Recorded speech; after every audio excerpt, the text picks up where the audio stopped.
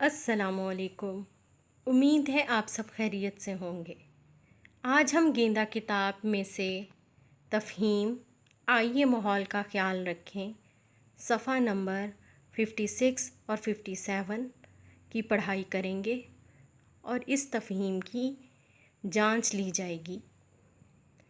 پیارے بچوں، جیسا کہ آپ جانتے ہیں کہ اللہ تعالیٰ نے یہ دنیا بنائی، اس میں ہمیں ہر قسم کی نعمتیں عطا کیں، اونچے اور ہرے بھرے درخت، رنگ برنگے پھول اور خوشبودار پھول، بہتے دریا، چرند پرند، چاند سورج، تارے، یہ سب اللہ کی عطا کی ہوئی نعمتیں ہیں۔ اب یہ ہمارا فرض ہے کہ ہم ان نعمتوں کی قدر کریں اور اپنے اللہ کا شکر ادا کریں۔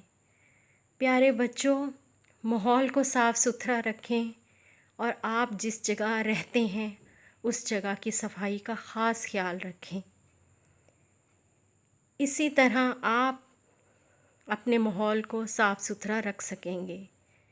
تو ماحول کو صاف ستھرا رکھنے کے لیے آپ کو گندگی نہیں پھیلانی چاہیے۔ اپنے ارد گرد کوڑا کرکٹ کو کوڑا دان میں ڈالیں۔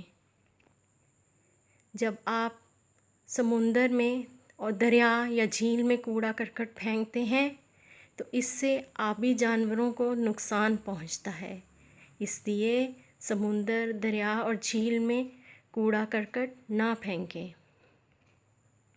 پیارے بچوں، درخت اللہ تعالیٰ کی دی ہوئی بہت بڑی نعمت ہے۔ یہ آپ کو آکسیجن دیتے ہیں اور آکسیجن سانس لینے میں مدد کرتے ہیں، اس لیے درخت نہ کاٹیں۔ پانی اللہ تعالیٰ کی بہت بڑی نعمت ہے، پانی ضائع نہ کریں۔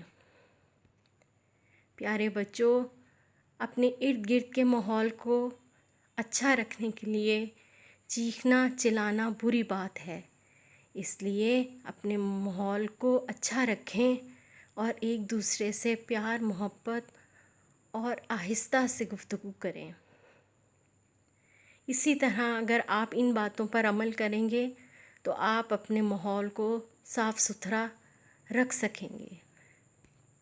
تو آئیے تفہیم کی پڑھائی شروع کرتے ہیں۔ آپ اپنی پینسل اپنے پاس رکھیں گے۔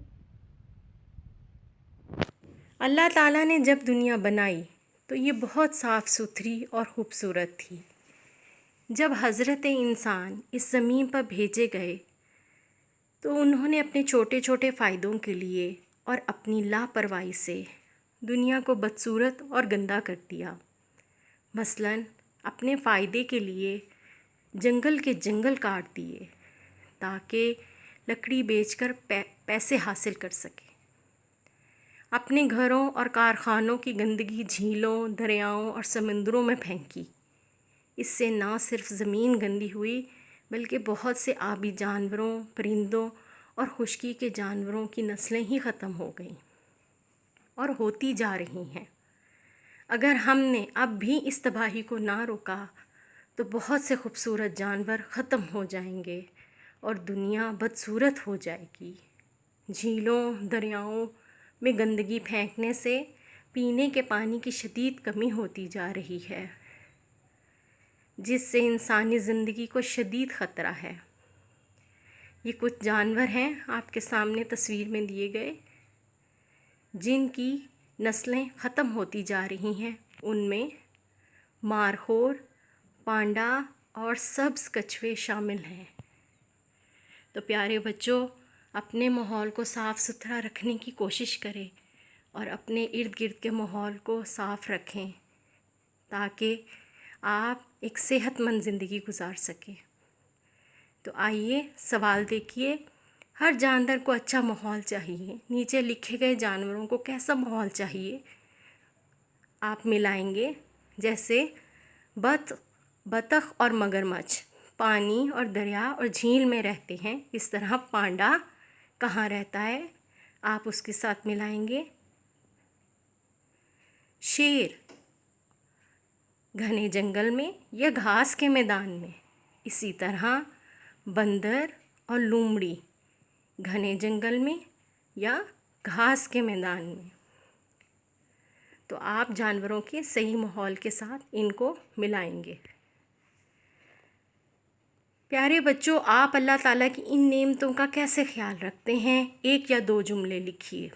मसलन, अम्मी और अब्बू और ख़ानदान का आप ख्याल कैसे रखते हैं? जैसा कि आप जानते हैं, अम्मी अब्बू अल्लाह की नेमतें हैं और ख़ानदान में भाई बहन, दादा दादी, इन सब का ख्याल रखना आपके लिए बहुत ज़रूरी है। तो आप इनका ख्याल रखने के लिए क्या क्या करते हैं, आप दो जुमले लिखेंगे। इसी तरह आप अपने इस्तेमाल की चीज़ों मसलन पानी, कागज़, बिजली का इस्तेमाल कैसे करते हैं? क्या इनको ज़ाया नहीं करते या करते हैं? तो इनके बारे में भी आप दो जुमले तहरीर करेंगे। पौधों और इर्द गिर्द के माहौल का, जैसा कि आप पहले भी सुन चुके हैं कि पौधे, दरख्त, ये आपके माहौल पर बहुत अच्छा असर डालते हैं। इससे ऑक्सीजन मिलती है और सांस लेने में मदद होती है। इस तरह आप इनके ऊपर भी दो जुमले लिखेंगे। फिर है जानवरों और परिंदों के बारे में। जानवरों और परिंदे जो हैं बेज़ुबान होते हैं, इनका ख्याल रखना भी हमारा फ़र्ज़ है।